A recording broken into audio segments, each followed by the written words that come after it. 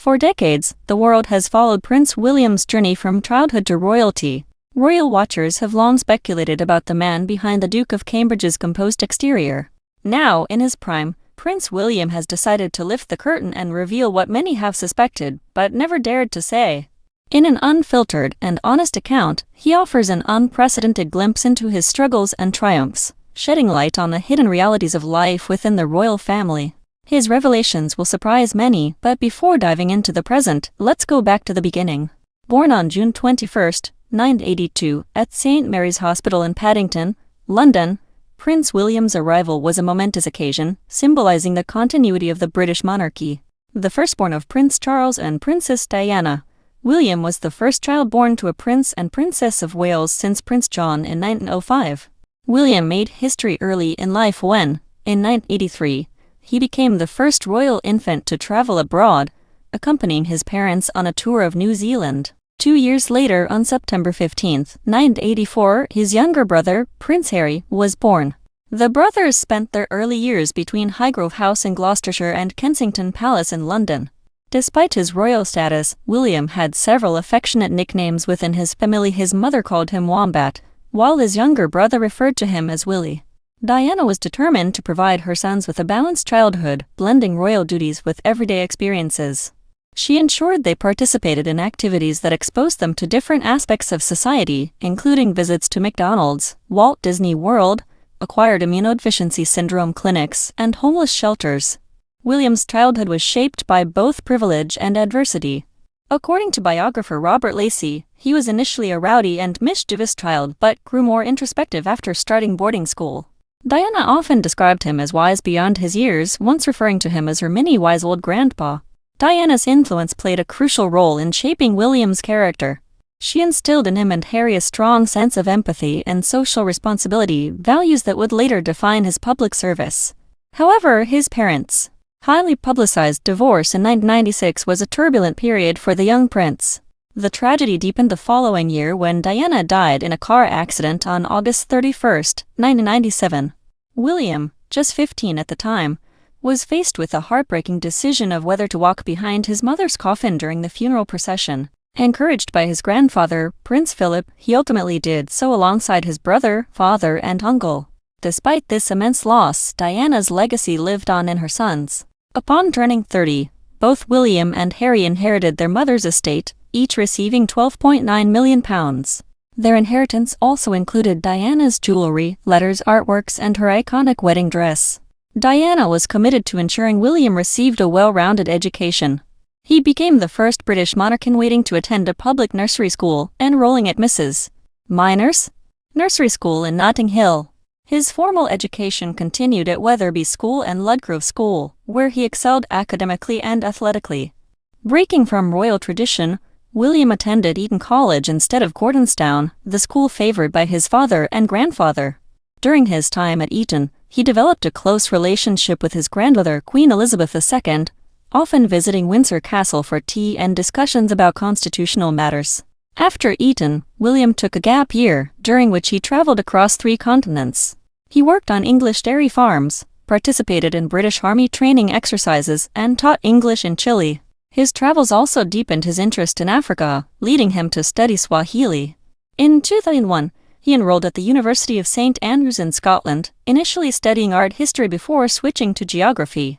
He successfully graduated in 2005 with an upper second-class honors degree. His university years were relatively private thanks to an agreement between the press and the royal family.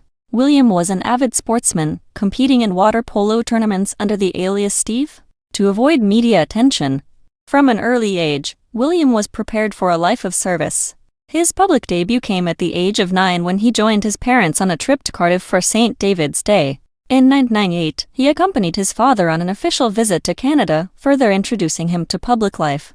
Despite the privileges of royalty, William's journey has been shaped by both duty and personal hardships. His mother's guidance, coupled with his education and early responsibilities, have molded him into the future King of England. As he steps into his role with increasing prominence, the world continues to watch with great anticipation. Accompanying his parents on official tours was one of Prince William's earliest prominent public engagements. For example, when he was just 9 months old, He traveled with Prince Charles and Princess Diana on their 1983 royal tour of New Zealand and Australia. This visit was historic, marking the first time a royal infant had accompanied their parents on an international tour, symbolizing a more accessible and contemporary monarchy. As William grew, his early responsibilities became increasingly clear. Although his tasks did not lead him to combat, William was made a Councillor of State at 21. In the same year, he participated in the Commonwealth Heads of Government Summit alongside the Queen. Later, in July 25, he embarked on a solo tour to New Zealand to participate in World War II commemorations. This trip marked his public debut, and just like his father before him, he expressed ambitions to become Australia's Governor-General. According to author Tina Brown, after his mother's passing in 2009, Queen Elizabeth, who had a significant influence on William's upbringing, set up a private office for both William and Harry, with David Manning serving as an advisor. In January 2010, Manning accompanied William on his first official trip to Auckland and Wellington. The following year, William launched the new Supreme Court of New Zealand building, greeted by a Maori chief and supported by enthusiastic crowds.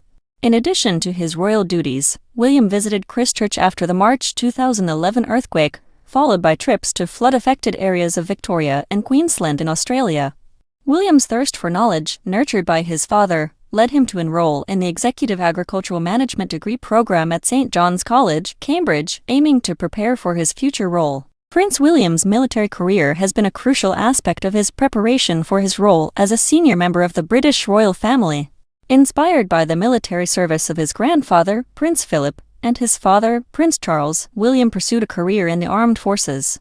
He began his studies at the Royal Military Academy Sandhurst in January 2006, where he honed his leadership and combat skills over 44 weeks of intense training.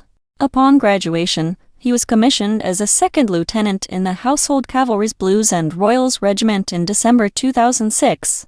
His commissioning parade was attended by Queen Elizabeth II and other senior royals, marking a significant milestone. As part of his military career, William was approved to serve on the front line, although his deployment to Iraq was cancelled due to security concerns. Instead, he trained with the Royal Navy and Royal Air Force, earning commissions as a sub-lieutenant and a flying officer. He served as a search and rescue pilot with the Royal Air Force from 2009 until 2013. In 2014, he joined the East Anglian Air Ambulance as a pilot, continuing his royal duties alongside this new role. He worked with Bond Air Services, the commercial operator of the service.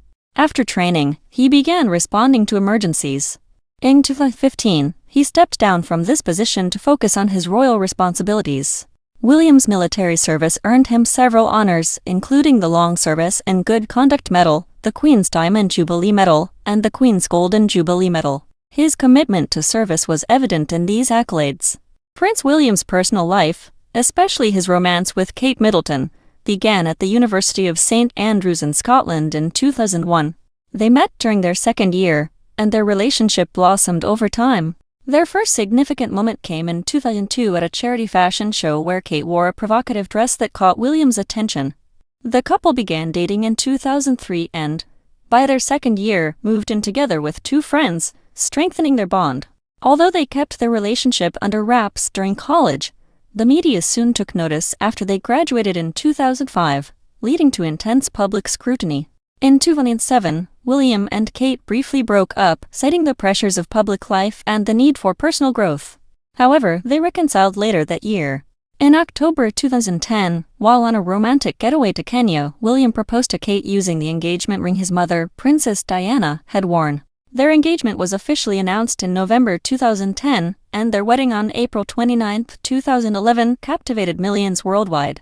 The royal wedding, blending tradition and personal taste, was broadcast to an estimated 300 million viewers globally. Following their marriage, the Queen bestowed upon them the titles of Duke and Duchess of Cambridge, signifying their new roles within the royal family. The couple has 3 children, Prince George, Princess Charlotte, and Prince Louis, all of whom are in the line of succession.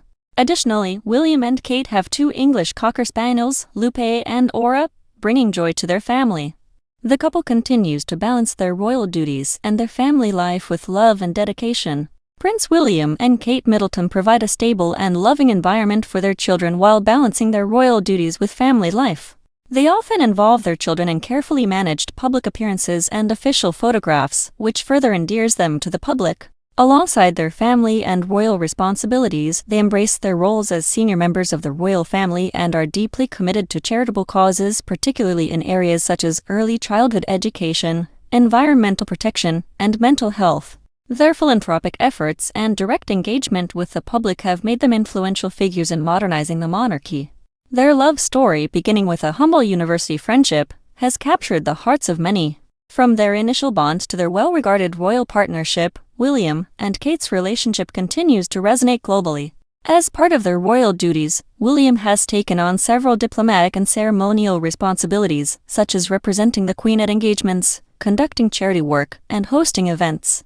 Notable visits include their 2011 Canadian tour, which reinforced ties between Canada and the United Kingdom, and a 2012 Southeast Asia and South Pacific tour celebrating the Queen's Diamond Jubilee. Prince William and Kate have also participated in numerous humanitarian missions, from supporting conservation efforts in India and Bhutan to strengthening ties with Germany and Poland. Their involvement in mental health advocacy, including initiatives like Heads Together and Shout, demonstrates their commitment to breaking the stigma around mental health and homelessness.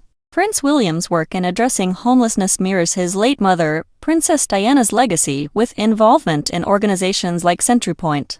As for their relationship with Prince Harry, their bond has faced significant strains since Harry and Meghan Markle stepped away from royal duties in 2020. Tensions have surfaced due to disagreements about their royal roles and public revelations, including accusations of racism and lack of support for mental health struggles. Though the brothers were once close, reports suggest their relationship has grown distant, with little communication between them. Whether a reconciliation is possible remains uncertain, as both William and Harry have publicly refrained from discussing their strained relationship in recent years. What do you think about the potential for a future reconciliation between the brothers? Let us know your thoughts in the comments.